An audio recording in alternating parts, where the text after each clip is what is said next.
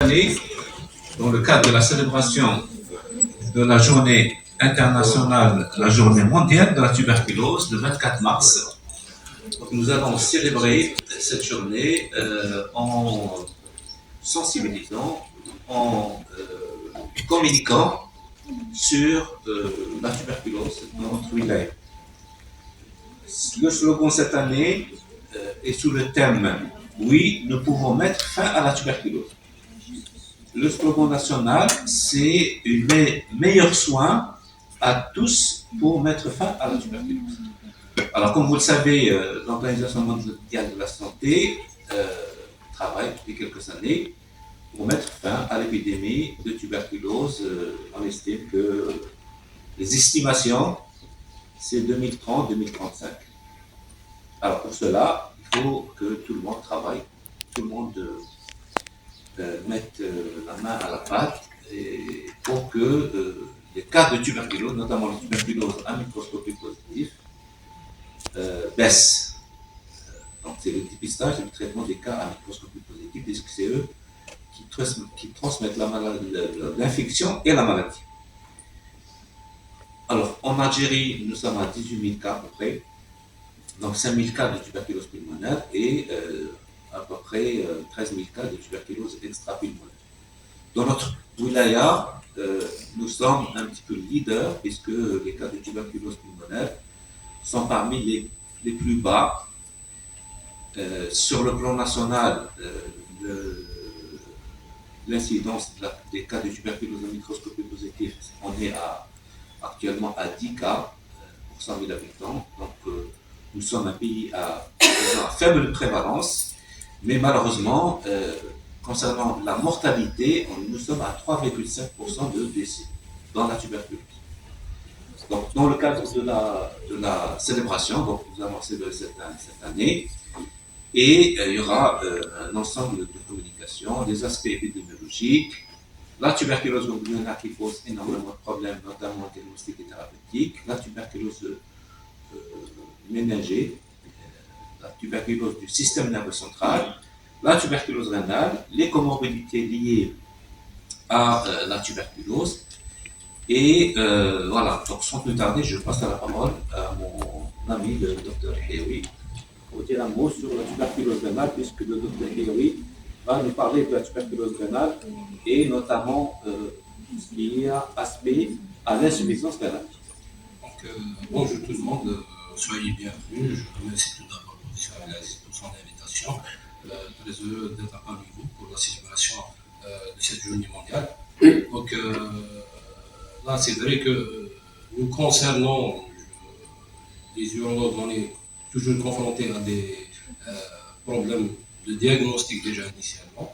Donc, concernant la tuberculose rénale, c'est-à-dire quels sont les éléments de présomption du diagnostic, à quel moment il faudrait penser à la tuberculose rénale. Il faut savoir qu'à l'état initial, c'est plus une maladie inflammatoire.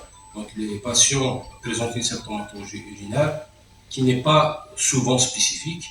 Par la suite, quand les lésions s'installent, on est devant pratiquement les complications. Même après la mise en route du traitement, on est confronté à des situations quand même assez délicates, vu qu'il y a une atteinte à la fois de l'un et de la voie excrétrice qui conduisent à l'insuffisance rénale, qui rendent un petit peu la prise en charge plus ou moins difficile, car dans certaines situations, on est amené à effectuer des dérivations urinaires et à des infections, d'autres infections qui s'installent et qui conduisent le plus souvent à la destruction du parenchyme rénal.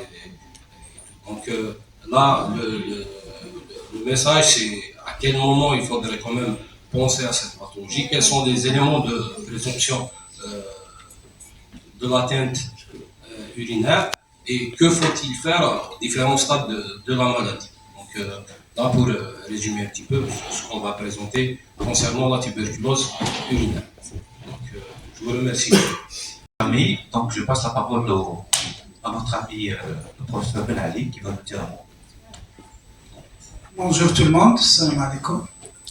Merci pour l'invitation et pour l'organisation de cette rencontre, parce que la tuberculose, c'est quelque chose de sérieux et quelque chose qui nous préoccupe au niveau de notre spécialité en particulier. Parce que comme il vient de l'annoncer, en fait, il y a de plus en plus de localisations extra-pulmonaires.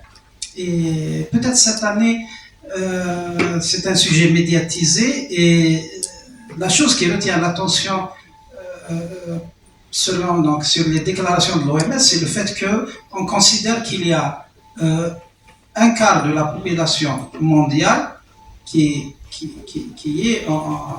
a une tuberculose latente. Ça veut dire qu'on peut imaginer tout simplement que parmi nous, une personne sur 4 est porteuse de ce BK. Donc, ça préoccupe parce que, en fait, ça va avec les autres situations de maladie. Pour ce qui nous concerne, le VIH qui est en train de prendre, donc l'infection VIH qui est en train de l'ampleur et qui révèle la tuberculose. Et puis la malnutrition, tout ce qui va avec donc les conditions de résurgence de cette maladie.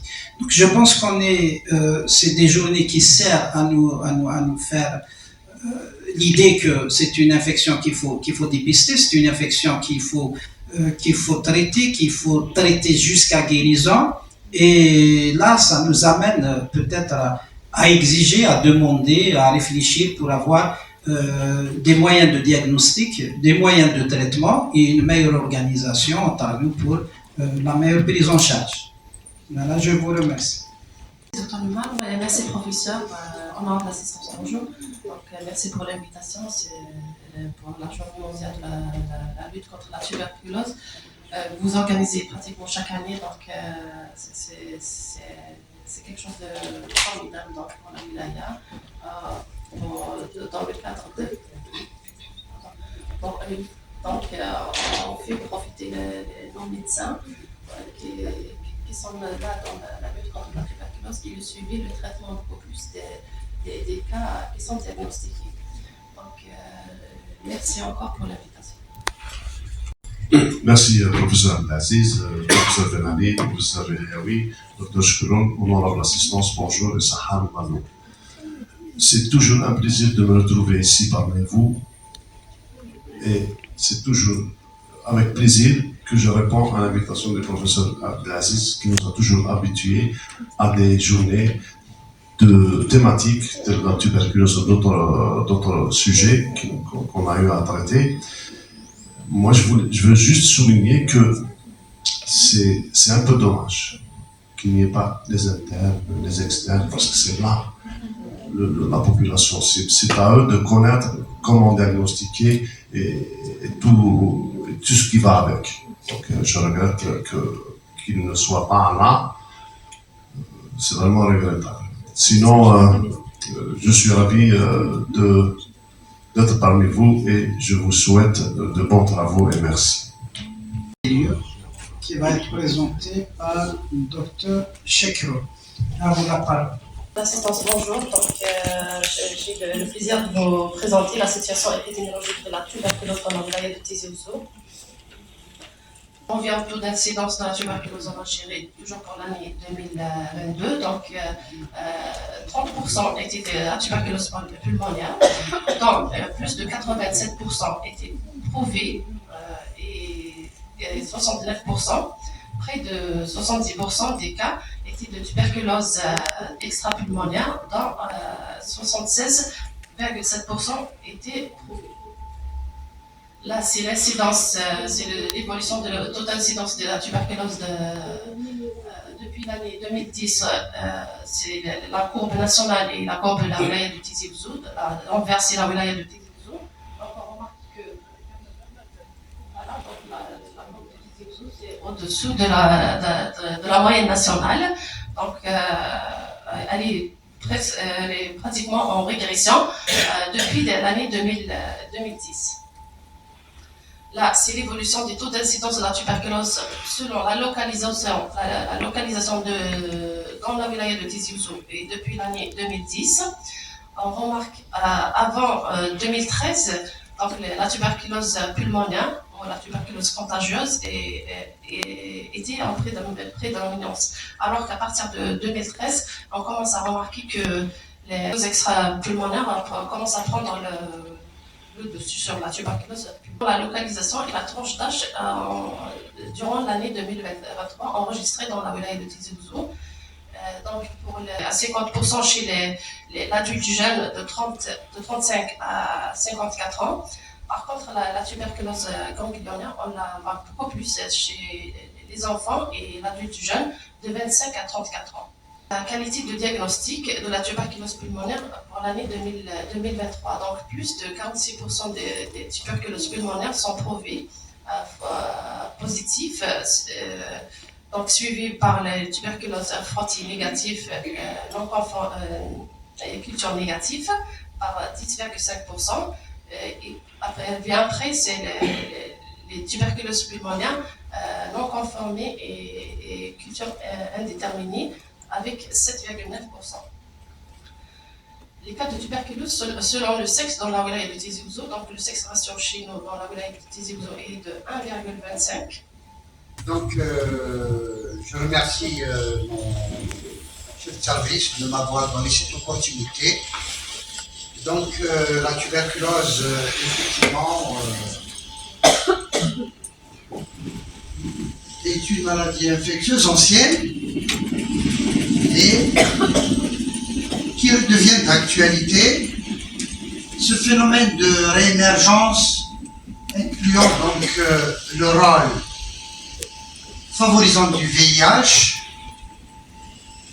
la dégradation des conditions socio-économiques dans certains pays, chose qui n'est peut-être pas le cas en Algérie, et l'apparition de souches multirésistantes aux antituberculeux classiques, quoiqu'en Algérie, la résistance ne pose pas un grand problème, mais il est nécessaire de travailler dessus. Donc la tuberculose reste quand même une menace mondiale touchant des millions de personnes, où les comorbidités préexistantes jouent un rôle important dans la survenue et conditionnent le pronostic de cette maladie. Donc le dépistage précoce de l'infection tuberculose chez les populations à risque permet d'éviter la survenue de complications. Donc les comorbidités, elles sont fréquentes, pouvant accroître le risque de survenue de cette dernière. Elles peuvent influencer la présentation clinique et avoir un impact négatif sur les résultats thérapeutiques. Donc la tuberculose pulmonaire peut également aggraver et déstabiliser les comorbidités, chose qui est souvent le cas. C'est souvent la comorbidité qui prend le dessus. C'est pour ça que souvent la symptomatologie elle est masquée. C'est pour ça qu'il y a des retards au diagnostic. Donc les plus fréquents avec le VIH, les malades sous biothérapie. Donc nous aborderons également le cas particulier de la femme enceinte.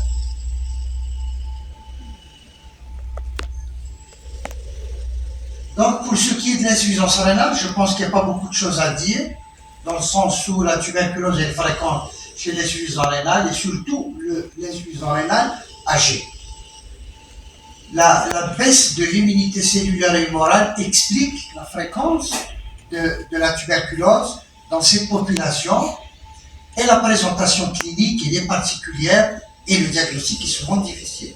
Dans l'insuffisance rénale, il y a beaucoup de pleurésie, il y a beaucoup d'atteintes ganglionnaires, donc la présentation clinique demeure problématique, pour ça qu'il y a souvent des retards au diagnostic.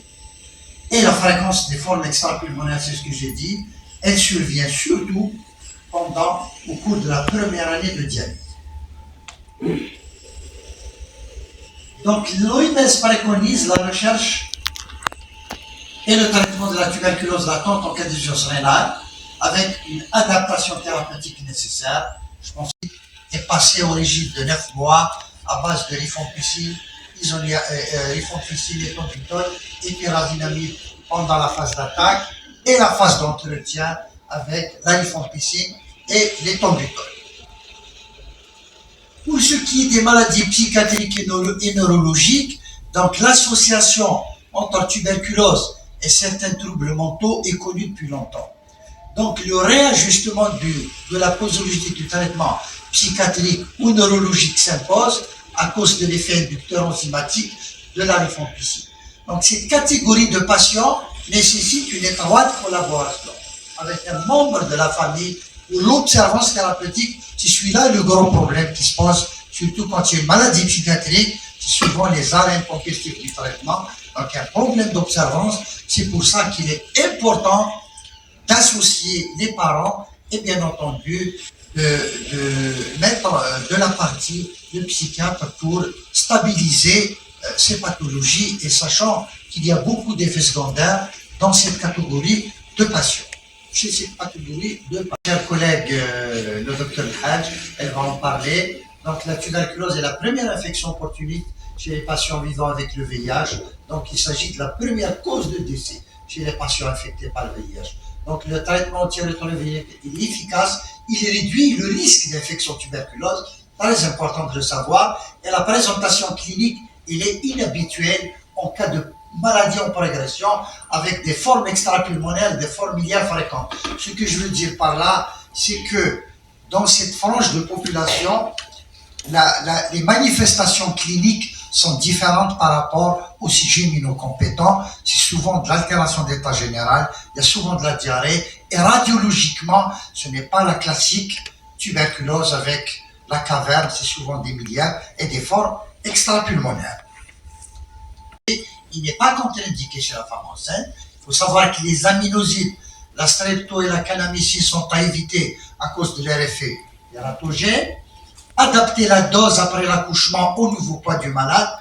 Et bien entendu, ce qui est très important, c'est de changer le moyen de contraception à cause de l'effet compétitif des contraceptifs oraux avec la rifampicine. Professeur Abdelaziz Rachid, chef de service du service de pneumophysiologie, unité baloise, CHU Tizi Ouzou. C'est antituberculeuse est célébrée chaque année le 24 mars par une journée de sensibilisation sur la tuberculose et sa prise en charge. Donc cette journée est organisée chaque année pour parler de la tuberculose, parler du dépistage de la tuberculose, parler du traitement de la tuberculose. C'est important puisque la tuberculose reste quand même une maladie qui est présente dans notre pays, même si l'incidence est en train de baisser d'année en année, puisqu'on est à 10 cas pour 100 000 habitants pour la tuberculose pulmonaire et un peu plus pour la tuberculose extrapulmonaire. Donc il faut savoir que c'est une maladie infectieuse qui est contagieuse. Donc une personne qui est malade peut contaminer une personne qui n'est pas malade. Donc il est important de dépister les cas de tuberculose contagieuse, les traiter pour qu'ils ne transmettent pas la maladie à la collectivité. Les sujets qui font plus de tuberculose que les autres, c'est les sujets qui ont des problèmes de santé, le diabète, l'insuffisance rénale, qui font les maladies où il y a une baisse de l'immunité. Et ces patients-là, ou tous les patients, quelqu'un qui tousse et qui crache, ou qui crache du sang, plus de 15 jours, il faut qu'il consulte son médecin, qui lui fait une radio et voir un peu est-ce qu'il a une tuberculose ou il n'a pas de tuberculose. Je vous remercie. Avec le service de pneumoallergologie du CHU Tizi Ouzou. Donc nous sommes aujourd'hui au niveau du deutérium du CHU Tizi Ouzou pour la célébration de la journée mondiale sur la tuberculose. Et voilà, donc le slogan cette année, c'est l'éradication de la tuberculose, comme celui qui est mis par l'OMS. Donc on a traité dans cette journée tous les aspects de la tuberculose. En ce qui me concerne, j'ai axé sur les comorbidités de ces pathologies. On sait que la tuberculose se vit surtout sur des terrains particuliers, notamment les diabétiques. Et savoir que le diabétique équilibré n'est souvent pas la cible de la tuberculose, mais c'est surtout les diabétiques qui sont déséquilibrés. Et comme on est en période de jeûne, donc mon conseil va pour les diabétiques de ne jeûner que sur l'accord, après avoir eu l'accord du diabétologue, parce que cette question revient tout le temps. Donc il faut savoir qu'un diabétique mal équilibré peut faire de la tuberculose à cause de l'immunodépression inhérente au déséquilibre de sa maladie. Donc les deuxièmes, les sujets également, vous avez des sujets contacts, surtout les enfants, qui sont également des sujets contacts de tuberculose. Et nous avons aussi les maladies psychiatriques, les malades psychiatriques qui sont une population très vulnérable à cause du tabagisme important dans cette frange de population, et aussi la maladie psychiatrique, c'est surtout l'isolement, la malnutrition qui fait que la tuberculose sévit dans cette frange de population. Nous avons aussi les patients insuffisants rénaux. On sait que les patients insuffisants rénaux dialysés, non dialysés, font également beaucoup de tuberculose pulmonaire et surtout de tuberculose extrapulmonaire. Donc le dépistage il est systématique dans cette population selon les recommandations émises par le ministère de la Santé en 2021. Nous avons aussi une frange de population particulière, les patients qui vivent avec le VIH, avec le sida, qui est une pathologie qui est à l'origine d'une diminution de l'immunité essentiellement de type cellulaire, et sachant que la tuberculose, son support immunitaire est cellulaire, donc cette population particulière font d'ailleurs la première infection opportuniste dans le sida, c'est la tuberculose, et c'est la première cause de décès dans le sida. Donc cette frange de population doit être systématiquement dépistée. Nous avons aussi une frange de population particulière, les patients candidats à une biothérapie. Ce sont des patients qui font des maladies inflammatoires chroniques, comme ceux qui sont suivis en rhumatologie ou en médecine interne pour des rhumatismes inflammatoires, des maladies de système qui doivent recevoir des médicaments innovants, les biothérapies. Donc ce sont des patients chez qui il faut systématiquement rechercher l'infection tuberculose latente, parce que ils font beaucoup de tuberculose dans cette population. Voilà.